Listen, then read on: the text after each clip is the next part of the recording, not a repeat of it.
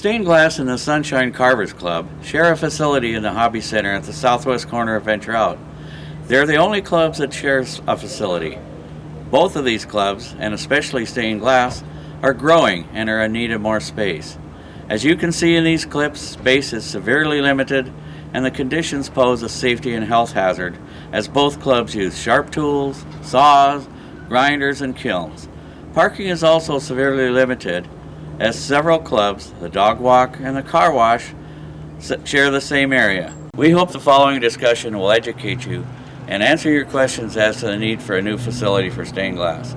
This building would be located at the south end of the southeast corner of Venture Out near the maintenance building. A vote will be held on March 15th, 2013 to determine if this project will proceed. Thank you all for coming. I arranged this meeting to discuss the crowding and congestion that exists there. Our goal here today is to show the residents that a new facility is not only needed, but is necessary for the safety of the members. Bonnie, you're president of Stained Glass. Could you give us an idea about the number of members you have and your projected growth? Oh, certainly. We presently have 126 members, and we expect to grow to about 145 by the end of the season. And these members are busy with traditional stained glass, a variety of stepping stone methods, as well as the newest, which is hot glass art. Interesting. And what is your schedule and which days do you have to share with the wood carvers? We share Mondays with the wood carvers from 9 till 4. We're in Tuesday, Wednesday, and Thursday from 9 till 4 ourselves. And then we have monitors who will work Monday night from 6:30 till 9 and Sunday from 11 till 2. And within those time frames, we still have to find time for the fusing, stained glass, and stepping stone classes. That doesn't leave much time for either group, does it? No, it doesn't. Ed, you're the secretary of Sunshine Carvers. How many members does your club have? We have 54 members and expect to grow before the end of the season. And in addition to this, the traditional wood carving has now extended to gourd carving and painting. And this has given us 20 new members this year. And already we have a waiting list to take courses in November of 2013 and January 2014. Wow, if my math is correct, that's over 200 people in a building that I don't think was designed for that many people. That's right. Our original building was part of maintenance, and when they moved to the southeast corner, it was refurbished for us. I don't think anybody anticipated how rapidly these clubs would grow. I think Ed would agree that we never have the full membership of either club in there at any one time. What chaos that would be. But as it is, many of our members work on their projects at home because they lack bench time and storage space in the shop. That means they can't use the equipment in the shop, which is part of membership. Ultimately, they buy their own, work on their projects at home, and end up storing their projects at home. It also limits the social interaction time that they have in the shop, which is part of the learning process. I, for one, was totally unaware of the conditions that these two clubs are working under in this facility. I'm certainly glad we're able to bring this to the residents' attention. I think this is a good time to bring up safety, don't you think? Safety was the main concern of the planning committee, and it has been for the 7 years this project has been being discussed. That fact put our priority rating for this project right to the forefront. You all work with sharp tools, saws, grinders, and cutters. If you're crowded, as the film clip shows, the risk of injury is greatly increased. It'd be very easy for someone to bump into another person and cause an accident. I am actually amazed that there hasn't been a serious accident. What about those kilns? Is it safe to have them in the same room where people are working on their projects? Aren't there fumes from the kilns? They probably should be in a separate room. There has been a bone of contention about that. There really isn't a lot of accurate information out there. We do know that when the kiln is fired, certain projects have kiln paper, And when that's fired, and as they open the kiln to take the projects out, there are fine particles of dust. And our kiln operators take precautions for those, but the particles are still in the air. You add that together with the particles from the glass, from the grinding in the saws, the sawdust from the gourds and the different types of wood, and the air particles are not the healthiest. So we're concerned. It leaves a film, so there's extra cleaning that needs to be done before fine work is done in the shop. Also, the respiratory health of everybody that's in there is compromised because of the particles in the air. All the more reason that they should be in separate ventilated areas, don't you think? Absolutely. Why the southeast corner? Can't the existing building be expanded in its present location? Unfortunately, there can't be any expansion in that area. Our current drainage basin is inadequate, and any plan we would make to expand it would trigger a demand for us to increase its capacity. Terry, could you tell us why you recommended the southeast corner for the location for this building? Sure, I'd be glad to do so. The Planning Committee really focused on 7 different issues when we made that recommendation. Number 1 is that in the southeast corner, there is space for expansion, which is not true in many other areas in the park. Number 2, the area is already paved, and therefore it's impervious in absorbing water, to absorb water.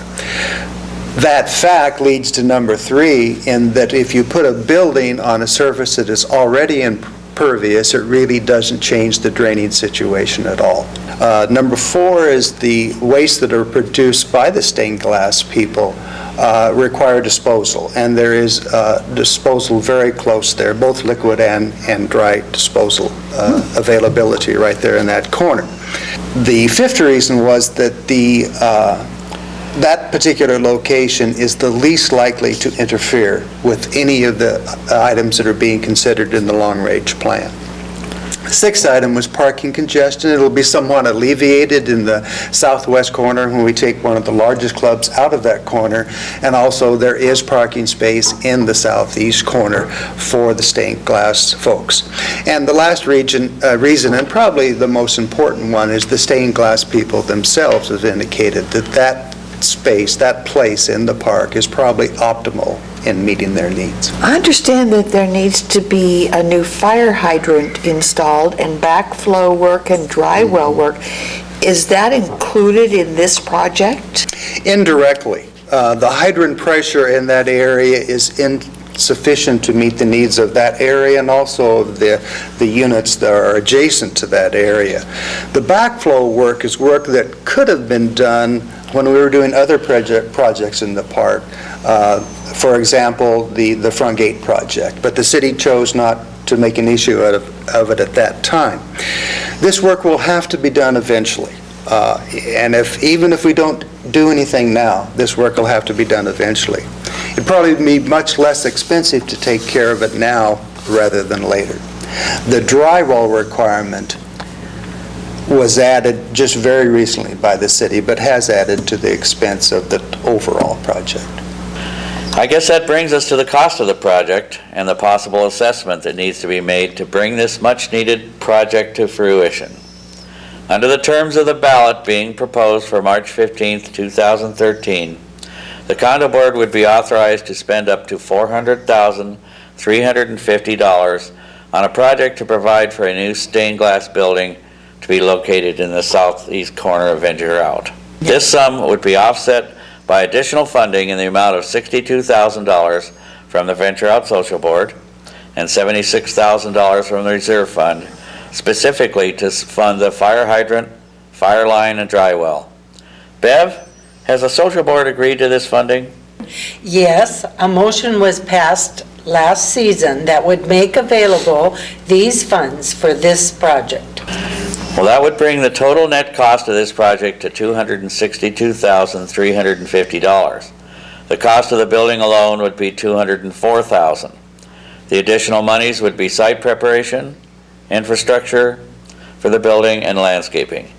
There would be a one-time assessment of $150 per lot to finance this project, payable in up to 2 installments of $75 each, the first due on April 1st, 2013, and the last on July 1st, 2013. It is hoped to start the construction in May if this project goes forward, and that would mean that we would probably have it done by the end of the summer and before the people come back for the season. To give a little more perspective on the history of this entire project, the first transmittal to provide space for both of these clubs was submitted clear back in 2006. At that time, planning looked at expanding the present building, but it was determined because of fire, parking, and retention basin requirements, it was impossible to do that. Transmittals were then resubmitted in 2009 and have languished ever since then. In the meantime, the clubs continue to have safety, parking, and crowding issues. We realize that there are other clubs that need additional assistance, but we have waited a long time, and safety has really become a concern, a major concern for most of us. We are both growing clubs, and our members need to know that they can have access to the clubs, continue to be active members, and have adequate room to create their crafts. This is all that any club can ask for and hope to achieve. I second Bonnie's remarks. We love what we do, and we enjoy doing these things with each other in a quiet atmosphere so that we can help each other and teach each other and instruct each other. Sometimes this is difficult because of the noise level and of the crowding that we have. It makes it impossible. I urge you to support this project. You know, after touring this facility and seeing it firsthand, the problems that these two clubs are contending with, I also urge you to support this project, and I hope that residents in the park understand and can go visit to see the actual problems that are existing with these two clubs. Are there any other remarks anyone would like to make?